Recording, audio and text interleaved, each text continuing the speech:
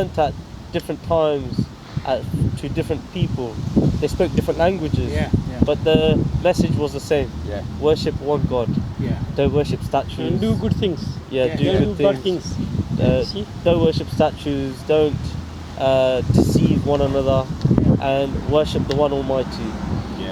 Because the One Almighty, no eye has seen Him, no mind can imagine Him, and He is the one that brought us into existence. He brought this whole universe into existence.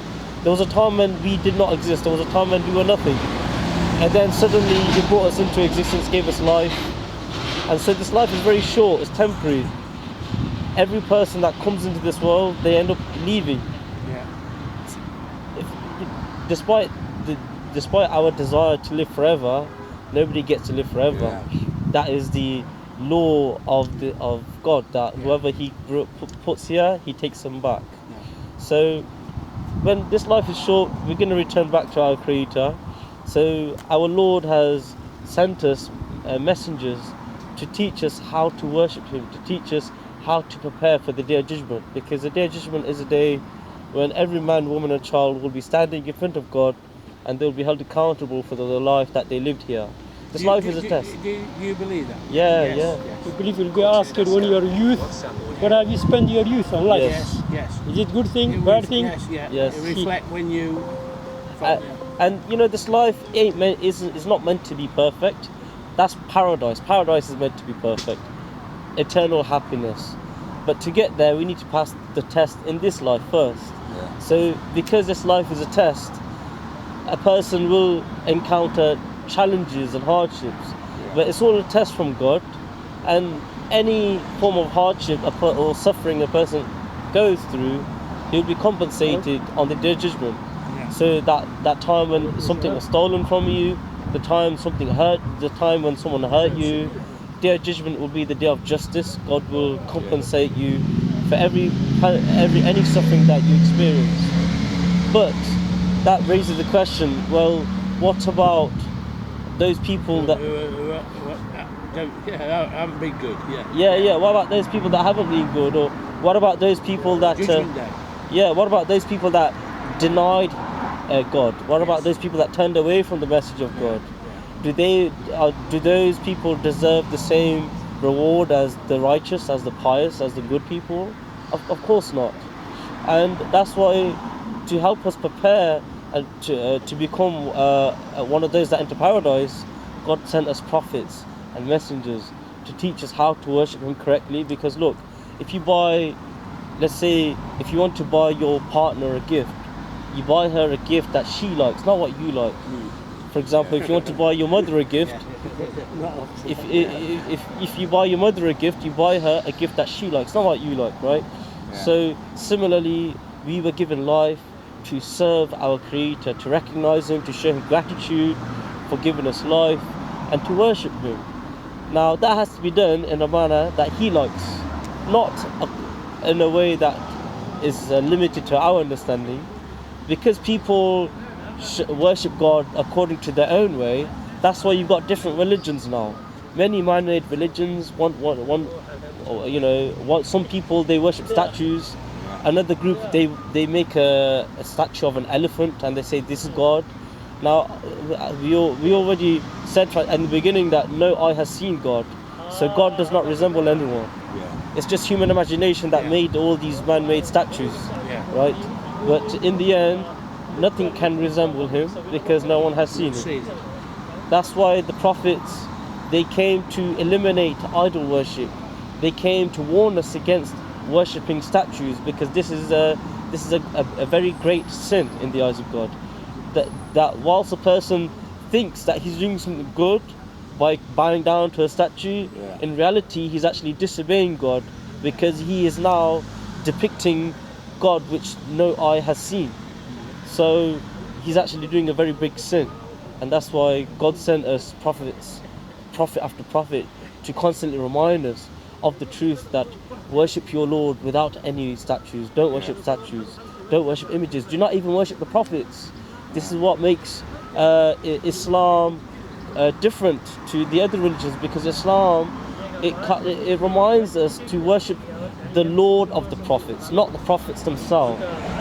Like some Christians worship Jesus. Muslims, we believe that Jesus is a prophet of God, sent by God, but he is not God himself.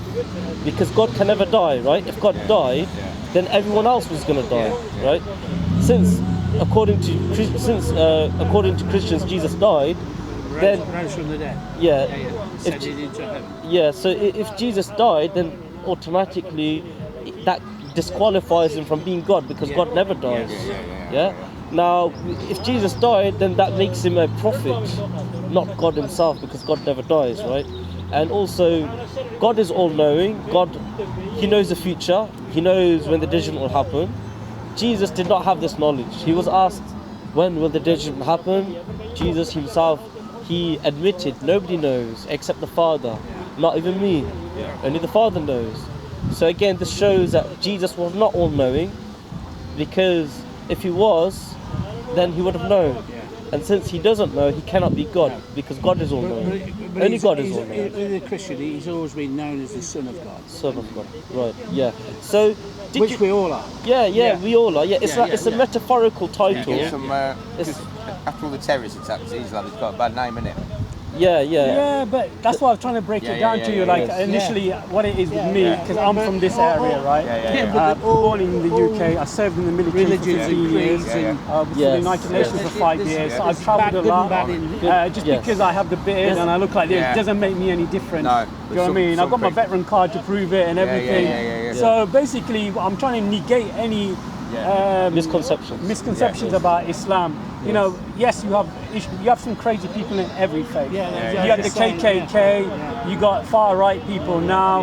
You got the Zionists. You know, even though Jewish faith is quite peaceful. You know, but then you have crazy people like now. You know, too many. And for us, that is like the end times. We don't think the end times is that far now, and the second coming of Jesus. We believe as Muslims that Jesus will return. We believe that. But the only difference between a Muslim and a Christian in reality is that we don't believe that Jesus is a divine figure. Because he didn't know the hour. We believe he was sent by the divine. He was sent by God. We believe he's a prophet and a messenger. In the Bible, he's portrayed as a prophet and a messenger. Alive, then. We believe God is always alive, ever living, never He's dies. always there. He will never perish. But you see, you see the Catholics, they Virgin Mary, you know, she's the prominent one. They still believe in Jesus and God, but they worship the... Have you ever wondered why Muslim women cover their hair, why they wear a headscarf? Have you ever wondered why? I have. Yeah, because if you look at any picture of Mother Mary, she's always her hair is always covered. Yes.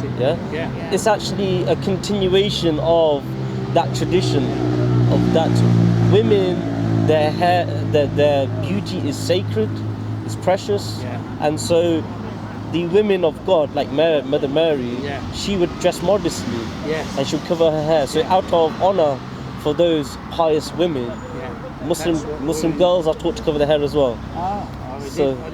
But you know, there's an issue now about the burqa and the niqab. That's not compulsory. If a woman wants to wear it, she can wear it, but she's not forced to wear it.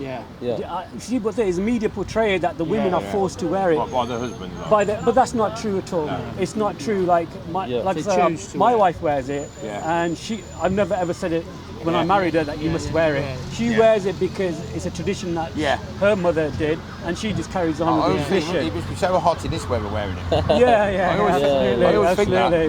And also, women, you know, in Islam don't have to work. You know, because if a woman does work and she chooses to work, her income is hers. Her husband cannot touch her income. The woman has more rights in Islam than any other culture or religion.